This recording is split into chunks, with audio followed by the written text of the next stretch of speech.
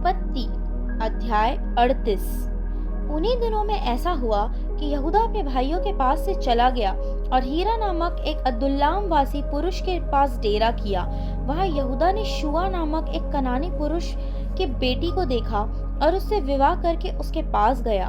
वह गर्भवती हुई और उसके एक पुत्र उत्पन्न हुआ और यहूदा ने उसका नाम एर रखा। वह फिर गर्भवती हुई और उसके एक पुत्र और उत्पन्न हुआ और उसका नाम ओनान रखा गया। फिर उसके एक और पुत्र उत्पन्न हुआ और उसका नाम शेला रखा गया। और जिस समय इसका जन्म हुआ उस समय यहूदा कजीब में रहता था और यहूदा ने तमार नाम की एक स्त्री से अपने जेठे एर का विवाह कर दिया।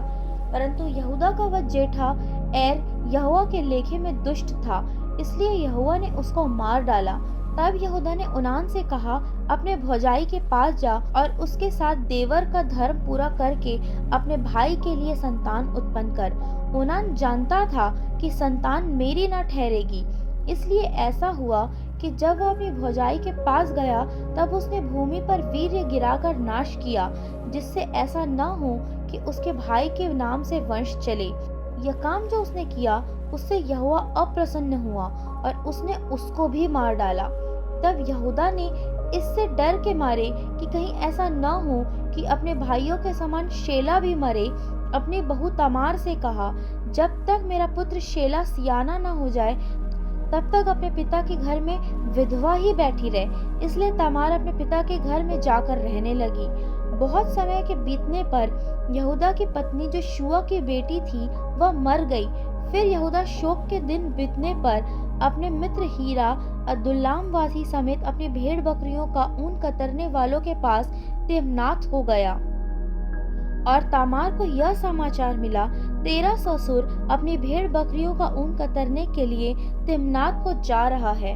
तब उसने यह सोचकर कि शेला सियाना तो हो गया पर मैं उसकी स्त्री नहीं होने पाई, अपना विधवापन का पहरावा उतारा और घूंघट डालकर अपने को ढांप लिया और एनैम नगर के फाटक के पास जो तिम्नात के मार्ग में है जा बैठी। जब यहूदा ने उसको देखा उसने उसको वेश्या समझा, क्योंकि वह अपना मुंह ढांपे हुए थी। वह मार्ग से ही उसकी ओर फिरा और उससे कहने लगा, मुझे अपने पास आने दे, क्योंकि उसे यह मालूम न था कि वह उसकी बहू है। उसने कहा, यदि मैं तुझे अपने पास आने दूं तो तू मुझे क्या देगा? उसने कहा, मैं अपनी बकरियों में से एक बकरी का बच्चा तेरे पास भेज दूंगा। तब उसने कहा, भला उसके भेजने तक क्या तू हमारे पास कुछ रहन रख जाएगा?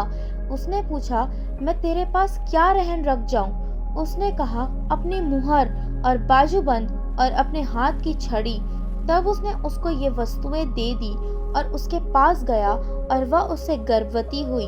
तब वह उठकर चली गई और अपना घूंघट उतार के अपना विधवापन का पहरावा फिर पहन लिया। तब यहूदा ने बकरी का एक बच्चा अपने मित्र उस अदुल्लाम वासी के हाथ भेज दिया कि वह रहन रखी हुई वस्तुएं उस स्त्री के हाथ से छुड़ा ले आए, पर वह स्त्री उसको न मिली। तब उसने वहां के लोगों से पूछा, वह देवदासी जो एनैम के मार्ग की ओर बैठी थी कहाँ है? उन्होंने कहा, यहाँ तो कोई देवदासी न थी। इसलिए उसने यहूदा के पास लौट के कहा, मुझे वह नहीं मिली। और उस स्थान के लोगों ने कहा, यहाँ तो कोई देवदासी न थी।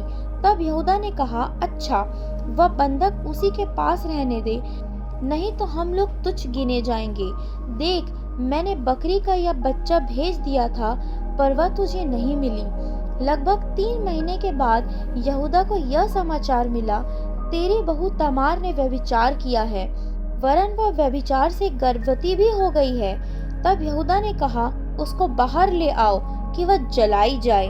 जब उसे बाहर निकाला जा रहा था तब उसने अपने ससुर के पास यह कहला भेजा, जिस पुरुष की ये वस्तुएं हैं उसी से मैं गर्भवती हूँ। फिर उसने यह भी कहलाया, पहचान तो सही कि ये मुहर और बाजूबंद और छड़ी किसकी है? यहूदा ने उन्हें पहचान कर कहा, वह तो मुझसे कम दोषी है, क्योंकि मैंने उसको अपने पुत्र शेला से विवाह न किया और उसने उससे फिर कभी प्रसंग न किया। जब उसके जन्ने का समय आया तब यह जान पड़ा कि उसके गर्भ में जुड़वे बच्चे हैं। और जब वह जनने लगी तब एक बालक का हाथ बाहर आया तब धाय ने लाल सूत लेकर उसके हाथ में यह कहते हुए बांध दिया, पहले यही उत्पन्न हुआ। जब उसने हाथ समेट लिया तब उसका भाई उत्पन्न हो गया। तब उस धाय ने कहा, तू क्यों बरबस निकल आया है? इसलिए उसका नाम पेरेस रखा गया। पीछे उसका भाई जिसके हाथ में लाल सूत बांधा था उत्पन्न हुआ और उसका नाम जेरह रखा गया।